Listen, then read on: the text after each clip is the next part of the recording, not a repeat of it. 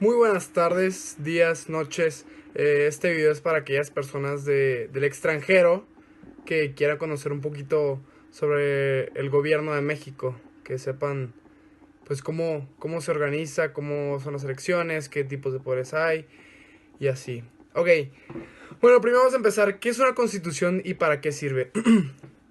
En el diccionario de la Real Academia Española dice, es la ley fundamental de un Estado, así de simple, y en ella se establecen los derechos y obligaciones esenciales de los ciudadanos y gobernantes.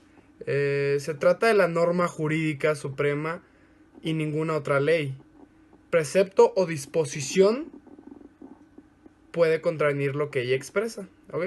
Voy a explicar un poquito, a lo mejor para los que no entendieron. Esta ley, bueno, primero que nada, la Constitución es un libro que tiene varias leyes en el cual se establecen derechos y obligaciones de los ciudadanos. Así es sencillo. Pero bueno, ¿cuál ha sido la evolución de la Constitución mexicana? Bueno, aquí tengo una presentación hecha por mí mismo, rapidísima. Bueno, vamos a ver un poquito qué es la Constitución mexicana y cómo empezó. Bueno, en 1824 tenemos a este personaje que yo creo que todos conocemos, que es el general Guadalupe Victoria, ¿no? Esta fue promulgada el 4 de octubre durante el periodo presidencial de este general.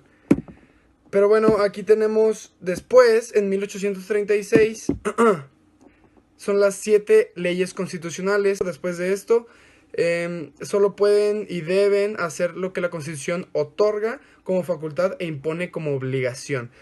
Bueno, aquí es cuando ya se ponen las leyes ya mejor, ¿no? Ya de que, yo tengo que hacer esto, que dice la Constitución, no puedo hacer esto, si no, pues voy a la cárcel o tengo pues consecuencias, vaya. Bueno, después en 1857 tenemos a la Constitución Política de los Estados Unidos Mexicanos ya por fin, que fue la Constitución Liberal, escrita durante la presidencia de Ignacio Comfort, promulgada el 5 de febrero. Yo creo que por eso celebramos el 5 de febrero. Es la primera que señala un capítulo especial enumerado de los derechos del hombre, aquel que concibe soberanía como un atributo del pueblo o de la nación en lugar de la soberanía real, de donde se deriva la democracia como forma de gobierno en lugar del absolutismo. Bueno, aquí es cuando ya comienza la democracia, ya no hay una dictadura, ya no hay un general, como, bueno, claro que ha habido generales, pero ya no hay, pues sí, una dictadura, vaya, ¿no? Bueno, y yo creo que ya después de aquí ya empieza, bueno, este fue el principio de lo que tenemos ahorita, que en 1857 pues ya se promulgó la constitución que tenemos actualmente en Los Pinos, en el Distrito Federal. Bueno, pues seguimos, ¿no? ¿Cuáles son las partes de la Constitución mexicana? Bueno, primero tenemos la parte dogmática y la parte orgánica, ¿ok? Eso está muy fácil. La parte dogmática comprende los artículos donde se consideran las garantías individuales, y la parte orgánica fueron promulgadas por el presidente interino José Justo, que esta corrió el 30 de diciembre. Bueno, en esta se dividían el país en departamentos, estos en distritos y los distritos en partidos. Bueno, aquí empezamos un poquito con las divisiones de poderes, ¿no? De las maneras de pensar, del poder conservador, del liberal y cosas así, ¿no? Pero bueno, en 1824 tenemos las bases orgánicas de la República Mexicana, que son, dentro del gobierno de Santana, igualmente, el nuevo Congreso Constituyente elaboró esta constitución promulgada en junio. ¿Ok? Bueno, en esta se reiteraron la independencia del país y la organización política de la República Centralista. También suprimieron el supremo poder conservador que encabezaba el propio Santana. Se instauró la pena de muerte y se restringió la libertad de imprenta. Pero bueno, ya seguimos en 1847, ya vamos a la mitad más o menos, que en el acta de reforma se establece la Constitución de 1824, haciéndole algunas reformas importantes el 18 de mayo, ¿ok? Este fue por Mariano Otero, formó parte de dichas actas de reformas, aunque él formuló un voto particular, ¿ok? Bueno, aquí en esta se contemplaba que los poderes legislativo, ejecutivo, judicial, que lo voy a explicar en un breve momento después de esto, solo pueden y consideran las garantías individuales, ¿ok? Dogmática es de nosotros y la orgánica la que se refiere a la organización del Estado, ¿ok? Es fácil. ¿Qué otras leyes existen en México, además de de la Constitución? Bueno, las leyes federales, que lo voy a explicar en un momento. ¿Cuáles son los tres poderes que forman la República Mexicana y cuáles son las funciones de cada uno de ellos? Bueno, ya voy a comentar. El Poder Judicial es un poder del Estado encargado de impartir justicia en una sociedad. El legislativo es una asamblea deliberativa que tiene la exclusiva autoridad para crear leyes. Es así de sencillo. El legislativo crea leyes y el judicial imparte la justicia en la sociedad, ¿ok? Y ya tenemos por último, pero no menos importante, el ejecutivo, que es una de las tres facultades y funciones primordiales del Estado. Se distingue así del poder legislativo, que aprueba leyes, y del poder judicial, que las interpreta, hace respetar o invalida, ¿ok? Es fácil. El judicial se encarga de la sociedad, el legislativo crea las leyes y el ejecutivo pues las aprueba, así de fácil. Bueno, después, ¿cuáles son los tres niveles de poder en México y cuáles son las responsabilidades de los límites de cada uno? Bueno, primero tenemos al federal, como ya lo dije ahorita, se encarga y tiene como responsabilidad estar al tanto de toda la federación y sus leyes son aplicadas en toda la república, así de fácil, ¿ok? Está al tanto de toda la federación y de las leyes. Y después tenemos al estatal, que para no hacer el cuento tan largo, pues el estatal se encarga del estado, como ya lo dice, y el municipal pues se encarga de una ciudad, de un pueblo, etcétera, de un municipio. Unión y cómo se divide. Ok, este sí voy a leer un poquito más porque es algo un poco, pues no complicado, pero pues es un poco técnico, ¿no? Se integra, bueno, escúchenme bien, perdón, se integra por la Cámara de Senadores y la Cámara de Diputados. Este se conforma por una asamblea bicameral, perdón, dividida entre el Senado, constituido por 128 integrantes, y la Cámara de Diputados, que consta de 500 legisladores que hacen las leyes, ¿ok?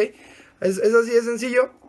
Pues hay varios partidos, varios son, no sé, de esos 500 legisladores puede haber 30 del PAN y 100 de Morena, sí, o sea, no todos son del mismo equipo, por así decirlo. Bueno, ¿qué instituciones electorales existen en México y cuál es la función de cada una de ellas? Bueno, pues la más fácil y la más conocida pues es el INE, el Instituto Nacional Electoral, que organiza los procesos electorales libres, equitativos y confiables para garantizar el ejercicio de los derechos electorales y tribunal electoral, y además es un órgano especializado del Poder Judicial de la Federación. Y este se encargado de resolver controversias en materia electoral. Así de fácil, a lo mejor no me entendieron, pero así de fácil, el INE organiza las elecciones que tenemos cada 6 años. Bueno, no solo esas, sino también las de diputados de las ciudades, gobernadores, presidentes municipales. Y de eso se encargan de organizarlo. Así que yo ahorita les paso a mi compañero Juan Pablo para que les explique qué es un partido político. Un partido político es una entidad de interés público creada para promover la participación de la ciudadanía en la vida democrática y contribuir a la integración de la representación nacional. Los partidos que existen en México son el Partido Revolucionario Institucional, Partido de la Revolución Democrática, Partido Acción Nacional, Partido Verde Ecologista de México, Partido del Trabajo, Partido Liberal Mexicano y Fuerza Ciudadana. Para que un partido político pueda obtener su registro necesita elaborar ciertos pasos, como elaborar sus documentos básicos, que son la declaración de principios, programa de acción y estatutos. Contar con 3.000 afiliados en 20 entidades federativas a 300 afiliados en 200 distritos electorales. El número de afiliados no puede ser menos del 0.26% del padrón electoral de la elección federal anterior. Notificar al INE en el mes de enero siguiente al de la elección presidencial su propósito de organizarse como partido político. Informar al INE mensualmente sobre el origen y destino de sus recursos.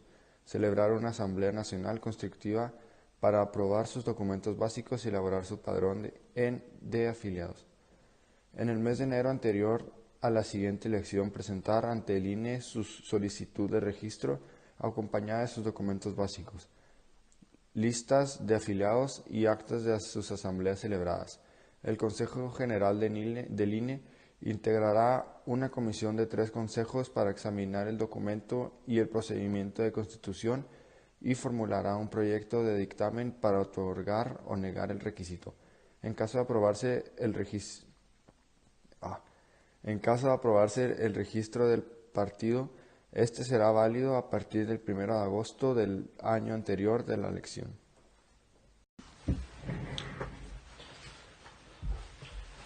México proclamó independencia de España el 16 de septiembre de 1810. 1824 dio paso a la primera constitución del país. La constitución utilizada actualmente fue aprobada por el Congreso el 5 de febrero de 1917. Estas son fechas históricas relevantes a la estructura con la cual hoy opera nuestro país. Las ideologías principales de nuestro gobierno han sido centro-derecha y la izquierda.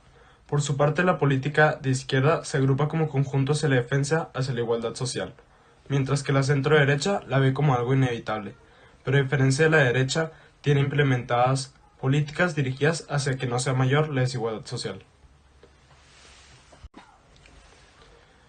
Afecta de manera en que una buena estructura gubernamental no tiene fisuras en sus políticas, tiene buenos gobernantes que saben lo que hacen, lo cual la práctica de las cosas mencionadas anteriormente se puede llevar a cabo con más facilidad, a diferencia de no tener una buena estructura gubernamental.